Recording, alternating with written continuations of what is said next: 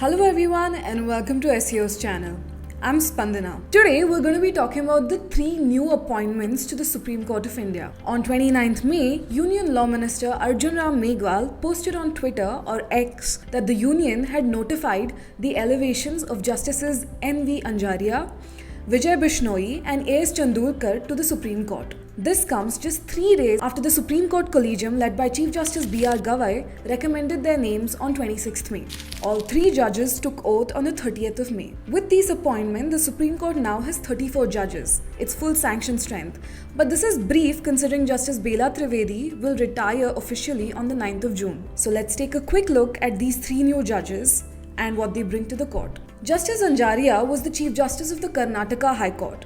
He was born in Ahmedabad in 1965 and comes from a family of lawyers. He studied law at Sri L.A. Shah Law College and completed his masters from the University of Ahmedabad. He became a judge of the Gujarat High Court in 2011 and was made a permanent judge in 2013. With his elevation, the Gujarat High Court will now have 3 judges at the Supreme Court bench till Justice Bela Trivedi retires.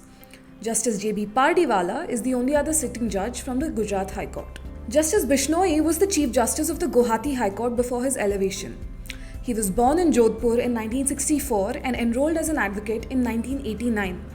He practiced across a wide range of matters in the High Court of Rajasthan before joining the bench in 2013. With his appointment, Rajasthan now has 2 sitting judges at the Supreme Court.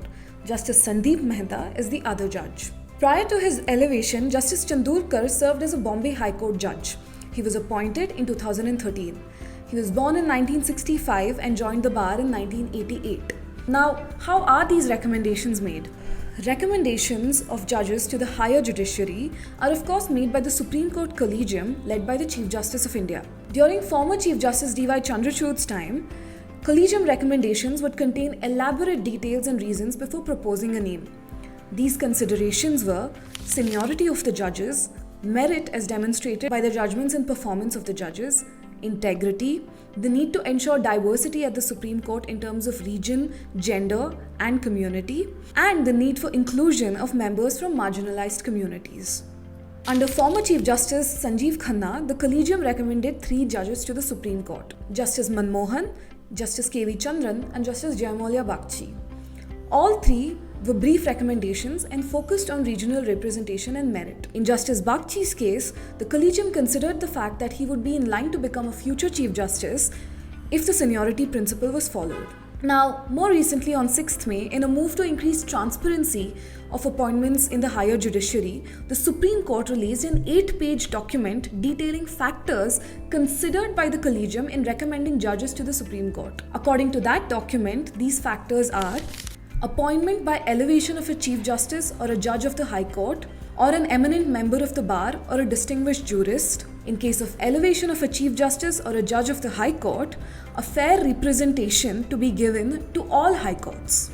Inter se seniority amongst the High Court judges, merit and integrity, the disposition rate of the judge under consideration while in the High Court. Disposition rate should be considered in conjunction with other factors such as the quality of judgment, complexity of cases, and court workload.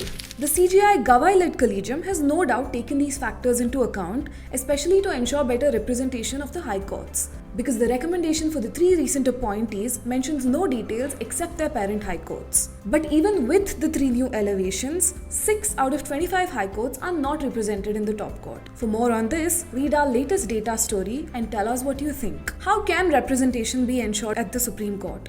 Is regional representation enough? What about diversity on other axes? Tell us what you think in the comments below. As always, stay tuned for more stories from the Supreme Court.